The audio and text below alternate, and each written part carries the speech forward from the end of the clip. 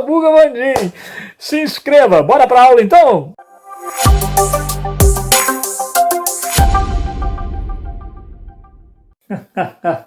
Muito bem. Dando sequência à nossa análise sobre a Revolução Agrícola do século XII. Correto? Nós já compreendemos um conjunto de transformações que jamais pode ser pensada separadamente. Então não é a ferradura que causou, não é a coalheira, não é a charrua, é o somatório de uma série de mudanças nas ferramentas, nas técnicas, no modo de compreender. Esse somatório é que leva a agricultura a um estado revolucionário, nunca sonhado pelo homem, pela mulher, do feudalismo europeu. Tá legal? Então tá, a gente já fez isso. Agora é hora da gente focar em quê? Nas consequências desse processo chamado Revolução Agrícola. Bora lá? Primeiro, um outro aluno pergunta: por que só agora? Por que não antes? Por que só no século XII? Bom, convenhamos que toda a Alta Idade Média, com aquele ambiente cultural, não favoreceu qualquer inovação. Não é? Qual era a visão de mundo? Cidade dos homens é uma cópia da cidade de Deus, então não ouse propor nada diferente. O mundo é assim porque é assim. Pois é, foi preciso que nós passássemos pela aula que tratou das cruzadas para a gente começar a entender que os horizontes culturais do europeu estavam se ampliando. Então, vai colocando esse ingrediente aí na sua sopa, que no final você tem um ótimo cozido. Tá legal? Eu não quero, por favor, é que você saia daqui pensando assim: ok, só a Revolução Agrícola do século XII é a grande responsável por cidades crescendo. Não. Comércio dinamizando. Não. As cidades de fato vão crescendo, o comércio de fato vai dinamizando, mas no final nós vamos ter que entender que todas as pecinhas do quebra-cabeça contribuem para isso. Então, olha, quando você teve uma aula sobre cruzadas, o que a gente falou? Cruzadas, cresceu, comércio. Pronto! As cruzadas também favoreceram o crescimento e a dinamização do comércio. Então, não é só a Revolução Agrícola do século XII. Combinado assim? Então, é sempre pensando, a aula até pode ser compartimentada, mas a história não. Eu tenho que olhar o processo como um todo. Combinado então? Então, vamos lá. Uma Revolução Agrícola no século XII. Primeira mudança que ela causou: o mundo urbano vai se afirmando progressivamente, gerúndio, hein? Afirmando. É processo. Progressivamente. Processo. Não é do dia para a noite. Mas eu posso perceber que, volta lá atrás, finalzinho do Império Romano, o que a gente estudou? Ruralização. Abandonam-se as cidades, corre-se para o campo. Cidades deixaram de existir? Não. Só não eram o centro da vida na Idade Média. Sim, mas as cidades existiam. Sim, eram entrepostos comerciais, por onde algumas rotas de comércio paravam para se abastecer. As cidades eram locais que abrigavam feiras medievais. Eu e você já tínhamos conversado sobre cidades francas, comunas. Existiam cidades. Só que agora eu estou acrescentando uma pimenta nesse vatapá. Eu estou dizendo para você, agora as cidades vão crescer exponencialmente. E o mundo urbano vai tomando progressivamente o lugar do mundo rural. Então, se na Alta Idade Média eu tenho um mundo rural caracterizando a Europa, na Baixa Idade Média eu começo a ver o mundo urbano voltando. Porque no mundo antigo, as cidades eram famosas. Você estudou Atenas, você estudou Roma. Maravilha. Combinado? Então, essa é uma primeira mudança. Segunda mudança, confere aqui na nossa lousa digital interativa. O comércio vai sobressaindo-se à agricultura de subsistência. Da mesma forma, comércio por acaso deixou de existir? Não. Era apenas muito complicado porque faltava o excedente de produção, isso é em primeiro lugar. Também, moeda, cada feudo com a sua moeda, blá blá blá blá blá blá. Já tivemos essa aula, amigo. O que a gente está mostrando agora é que chegou a vez do comércio. E isso também era tido anunciado. Tudo que a gente está construindo aqui na Alta Idade Média, quando chegar na Baixa, nós vamos ver o inverso. Então, na Alta Idade Média existia o comércio mais baseado em troca, mas ele não dava o tom da economia. A economia era baseada na agricultura de subsistência. Com a Revolução Agrícola, a agricultura deixa de ser de subsistência. Porque se você colhia um saco, lembra da aula anterior? Você agora colhe 5. Você tem o excedente de produção. Vandinho, tô lembrando desse trem. Maravilha. Outra coisa aqui, a sociedade vai se flexibilizando. Vai, Vandinho? Sim, gente. Olha só. Pense em você, um vilão. O que era um vilão mesmo? Um habitante da vila.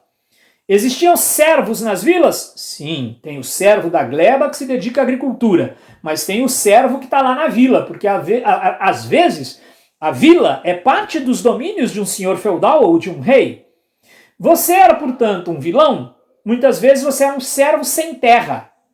Agora você começa a ver que um vizinho seu está ganhando dinheiro com uma nova atividade que vem chamando a atenção, o comércio nas feiras. E você passa a entrar nesse time. Olha aí, quando você nem se der conta, você já não é mais um vilão, você já não é mais um servo, você está numa outra categoria, você é o burguês. O burguês é diferente do servo. O servo está ligado ao senhor feudal por uma série de obrigações e tributos. O burguês é livre. Olha aí algo diferente acontecendo na sociedade europeia. Aquela sociedade que a gente dizia que não podia mudar nunca, porque afinal a cidade dos homens era um reflexo da cidade de Deus. Pronto, tem uma mudança acontecendo. Um novo personagem surgindo, o burguês, que vai habitar uma parte específica da cidade, próximo às feiras, chamada burgo. O burgo tem a tenda, a bodega, a feirinha. É diferente do restante da cidade. Tem, inclusive, a parte mais periférica do burgo. Amigo, está surgindo um novo desenho urbano. Está aqui, um novo desenho urbano. A cidade está mudando. Vai ser preciso, talvez, fazer mais portas. A cidade era muito fechada, porque a Europa, né? Constantes invasões bárbaras. Bom, já estou na Baixa Idade Média. As invasões bárbaras cessaram. É hora da gente, quem sabe, fazer uma nova porta na cidade, mudar o fosso de lugar, redesenhar as muralhas. A cidade agora vai ganhando mais vida. É um entra e sai de caravanas. Afinal, a Europa nunca conseguiu dar conta de coisas como minério, algodão, seda, especiarias. Isso tudo vem das caravanas que vão para o Oriente. Vão e voltam. Então, a cidade agora, que já recebia caravanas antes, na Alta Idade Média, agora ela está mais viva. O desenho urbano vai precisar modificar-se. Olha outra coisa aqui. As alternativas à servidão vão aparecendo, como eu comentei. Olha, você agora tem outras opções. Você está de olho no seu vizinho que está mudando de vida. Ei, afinal, o que você faz? Eu sou, digamos, para usar uma palavra da moda aqui, burguês. É assim que o cara vai começar a dizer para você. E ele vai colocando a pulguinha atrás da sua orelha. Poxa, para que eu vou continuar submetido à servidão? Eu posso, me libertar disso? Vandinho, isso com certeza não acontece sem a resistência de alguns senhores feudais. Ótima observação. Claro que não. Alguns senhores feudais, vendo as feiras crescendo em seus domínios, só faziam pensar em quê? Em aumentar a cobrança de taxas, querendo mais porcentagens. O clero resiste o quanto pode, vai começar a proibir o lucro com a doutrina do justo preço. Isso você observou muito bem. Nada acontece de novo, sem que um grupo resista. Vandinho, vai ter conflito? Claro que vai ter conflito. Às vezes eu, que era servo, para me lançar a uma nova vida, vou precisar fazer um enfrentamento. Ué, você não tinha estudado comunas, como que surgem? Quando cidades partem para briga e conseguem a sua liberdade. Entendi, Vandinho. A Europa está mudando pra caramba. Claro que a Europa está mudando. Bom, eu posso dizer que todo nobre resistiu a isso? Todo nobre se opôs a isso? Não, da mesma forma que não posso dizer que todo vilão e todo servo aderiram a isso. Mas há alguns nobres, por exemplo, na região onde hoje é a Inglaterra, que se transformam em landlords, empreendedores da terra. Em vez de resistir às mudanças, adaptam-se a elas e ganham dinheiro com elas. Também entram no ramo do negócio. Olha aí, galera, eu falei na aula de cruzadas, as primeiras companhias de comércio sendo gestadas.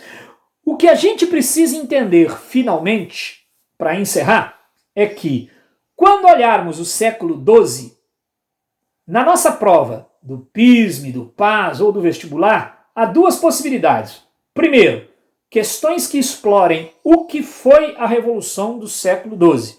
Pode ir lá te fazer uma pergunta sobre sistema de rotação de culturas. Maravilha. Outro bloco de perguntas. As transformações, as metamorfoses ocasionadas pela Revolução Agrícola do século XII.